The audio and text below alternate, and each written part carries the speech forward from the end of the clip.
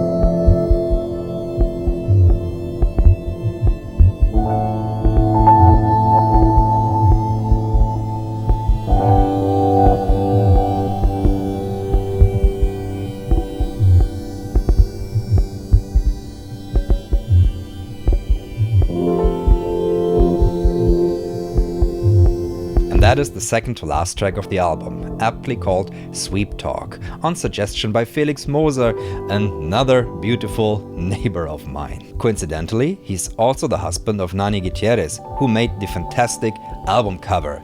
Over to you, Nani. Hey, I'm going to show you how I made the cover for Heimbach's new album. Our collaboration started in 2014 when I did an animated music video for Song of the Sea. For the premiere, we had a live show where I was doing visuals for the first time. Since then, we've played a few shows together. The last one was our balcony live stream. It was quite a challenge to connect everything from balcony to balcony and had to protect ourselves from the ice rain. After the show, he asked me if I could make a cover for his upcoming album. The only request was to have something bright, full of hope, and that he sees the color orange in it. I like to work with mixed media, so I thought it could be a good idea to use clay. For Heimbach music video Miasmatic, our second video together in 2015, I also used clay and dry ice and soap to make smoky bubbles. With that experience on mind, I bought some super sculpey clay and started modeling. Inspired by a book I was reading, I became very interested in the idea of symbiosis. Then I began researching about it and saw a video of a moray eel having this symbiotic relationship with a grouper fish. I really wanted to use this image for the album cover, but the eel lost his head in my oven and I ended up with this fish with a human head. For the photo, we have an aquarium with sand and some corals, which are actually orange moss. We set up the camera plus 2 lights and started taking pictures of the fish hanging on a fishing line. So after the photo shoot, I showed Heimbach a selection and he picked one of the images for the cover.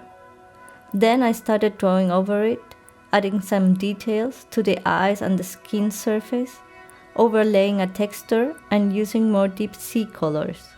All done in Photoshop using my Wacom tablet.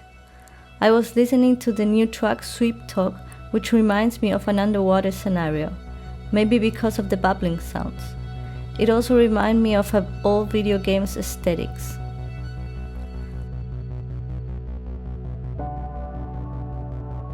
When Heimbach saw the final result, we found out that we unfortunately misunderstood each other.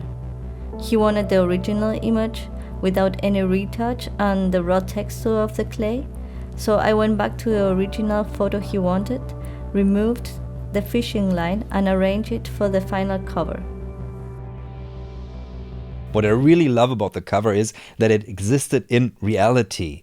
It's not something dreamed up in Photoshop, it is an actual physical sculpture and object that feels to me very related to the process that I use, where I try to, as much as possible, work with hardware instruments that I can touch and play with. The fish person struck me so much because it felt very much like I felt when I started making this album.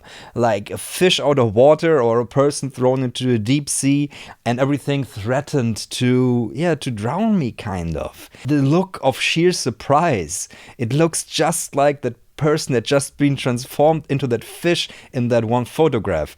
That was so connecting to what I try to express with this album. This cover means a lot to me, and I'm so happy that it sprung out of a 7-year relationship. And that is kind of an advice that I would give to you if you are looking how to make covers or how to find visuals for what you are doing, is if you're not a visual artist yourself, find someone to work with for a longer period of time. It can be a lovely back and forth, and it can be a thing where you like get angry at each other and think I wanted this. But from that stems such powerful work, I feel. And I've discovered that in all my professional relationships, be it with directors, be it with other musicians, the longer these relationships go, the deeper and more meaningful the work gets. The final and title-giving track of this album, Assertion, will premiere this Sunday on Fact. And I'll link to that in the description once I have that link. I've got 2 more videos scheduled in this series before the album releases on the 25th of May. So I hope you'll join me then. I will be putting Sweep Talk on the Patreon, and if you're following me there, you will have the raw, unmastered album almost fully already by now. And thank you for supporting what I do. You're the reason I can keep on making these videos. If you have any questions, please leave in the comments below or visit the subreddit. And that's it for this video. Thank you all for watching, and I'll see you in the next one. Bye.